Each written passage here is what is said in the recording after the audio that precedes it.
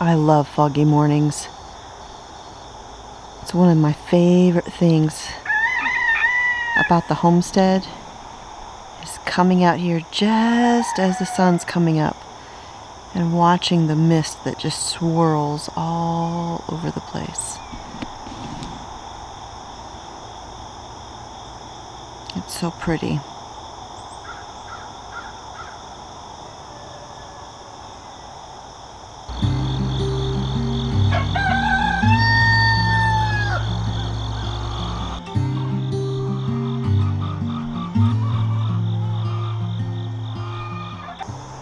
Good morning, friends. So I thought I would bring you out with me while I go do morning chores. I love foggy mornings. They're absolutely beautiful. So pretty. And I don't know if the fog shows up real well on camera. I think the exposure kind of loses some of it, but it is pretty. Good morning, Sophie. How are you doing? I'll be in there in just a minute. Good morning, Amos.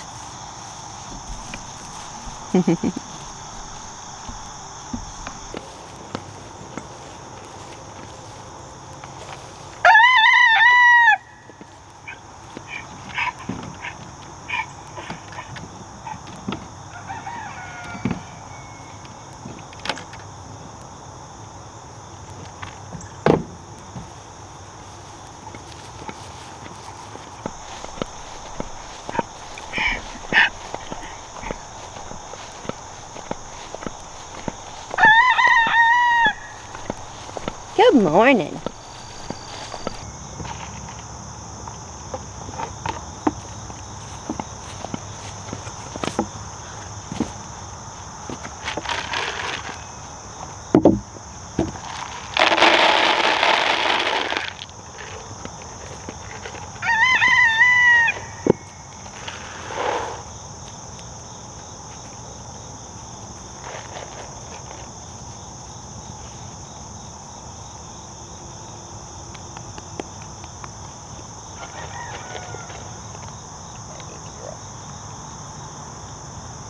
Leave me alone, I want my breakfast.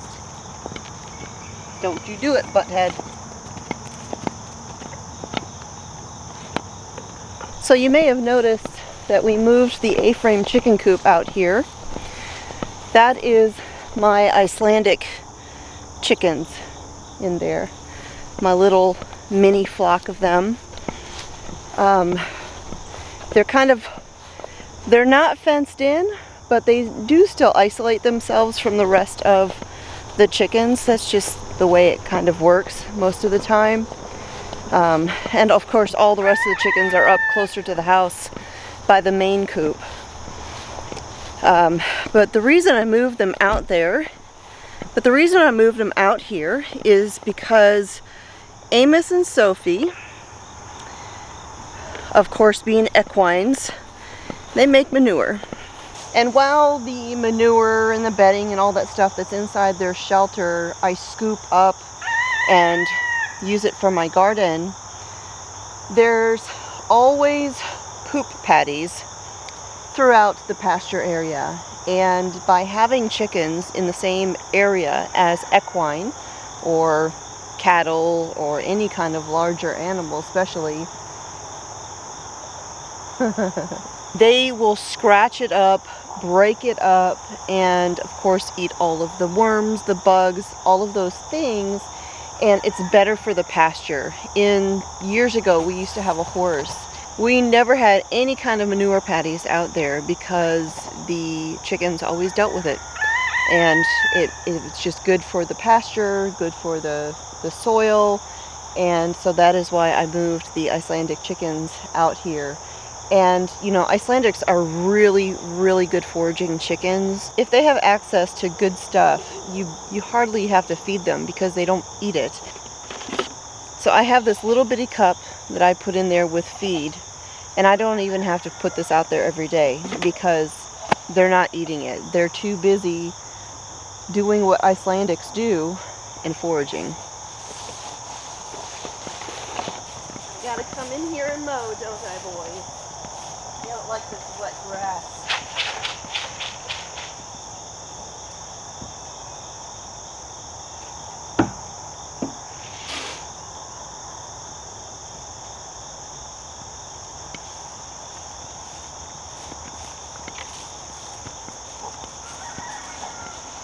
So this is the area where we have our buck goats, and as you can see, they have access to some of the wooded area. And if you look over on this side where the trees are on the outside of the fence, you see how everything is really thick and brushy. But then if you swing over here to where I took the fence line into the trees, look how nice and cleaned up that is. Goats do a fantastic job of brush control. That is their #1 choice of diet, and they do a great job of just kind of keeping things cleaned up. We have a lot of blackberry briars and things like that that grow wild here, and any place that is not regularly mowed is going to have them pop up, which makes it very difficult to mow. Let me walk over here and show you. Because as you come through on the mower and you're trying to mow along this tree line, you have stuff like this. Big old branches of briars sticking out that are gonna just snag you as you go by. Let me tell you, I've left plenty of DNA samples out here along the tree line. But if you've got some goats that you can move around and give them access to this, they'll help keep this cleaned up, because when you're avoiding all of the briars, you find yourself moving a little bit further and a little bit further with the mower, and nature will take every square foot, every square inch that you don't mow back. And so over time, you end up losing a lot of your pasture to the woods when you have a situation like this. And so with some goats that you can move along the tree line, they'll keep that from happening. Which is why my boy goats will always have a movable shelter. I do have plans for a different version that's a little more solid, that they could actually climb on if they wanted to. But in the meantime, the one they have works great. So I just wanted to show you where I've been out here working. Actually, I've been working on a few areas out here on the property. This is my new raised bed garden alongside the house and over by the greenhouse, which you can see right there. And the other day I came out here and I moved one of the rows of the agricultural fabric from the far side to this side right here, and you can see where it's kind of lifted up still a little bit, and that's just where there's grass underneath. As the grass dies off, that'll settle down flat, and then I can go ahead and pull it nice and taut again. But it just helps keep it cleaned up, because when I put this in, I didn't have fabric on this side, and so it made it difficult because the grass did want to kind of sweep in and take over. And so by doing this, it's nice and balanced. I've got, you know, the space on both sides, and you know, this is a work in progress. I did get a phone number from one of the farm supply stores for a gentleman in the area who is their provider of their bulk soil, and so I can give him a call because I do need to work on getting all of these filled. I do have, as you can see in there, I've got straw and manure and all these things down in the bottom that I've been filling up some of the bulk space with. The straw is absorbent, and that will hold rainwater and everything else. Of course, the old manure will break down and feed the soil, but up on top is where I'm going to put garden soil. And so it's kind of like a hugelkultur aspect inside a raised bed. My bigger, taller beds that I have out front with the metal sides, those ones I did the same thing. I even filled them with some rotten wood from out in the woods, and it's just a great way to fill in that space with, you know, biological matter, because if you had to fill these great big beds with just soil, the cost would be astronomical. And I laid some cattle panels over the top of the beds to keep the chickens from getting in there and scratching everything out, because we don't have the fence in around here yet. We're gonna wait until I get the soil in. That way we can pull the tractor in here with scoops and everything. But in the meantime, the cattle panels stay on top until we get that finished. Good morning, babies. Good morning, Chan. Good morning, Nancy. Hi, Jessie. I see you back there, Franny. I see you, Addie. Good morning.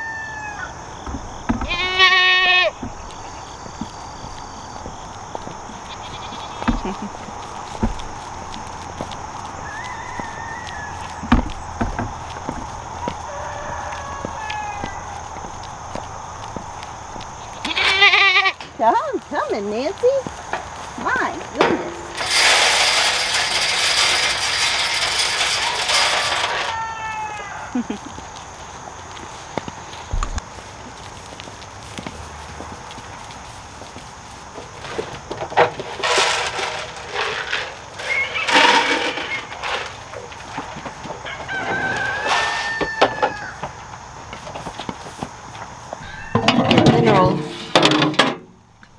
The mineral dish was empty. I need to put some more in there. I'm gonna have to get more pretty soon. My bag's almost empty.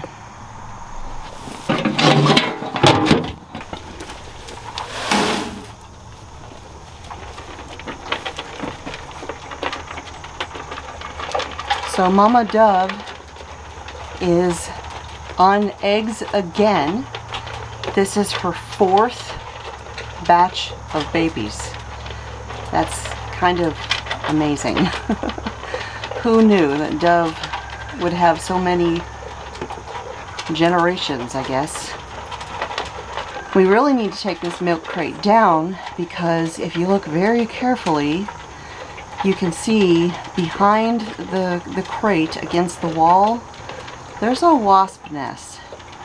But we don't want to mess with it because of her. We can't spray it because of the pesticides.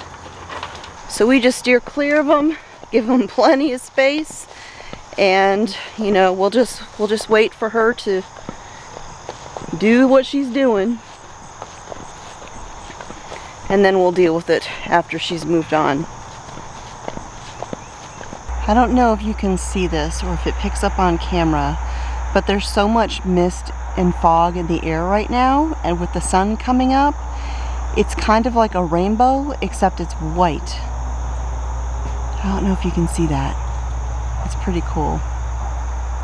Hello, Stumper. How are you, baby girl?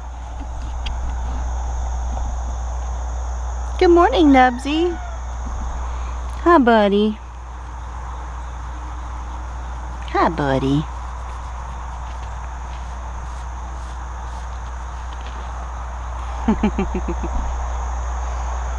Stumper.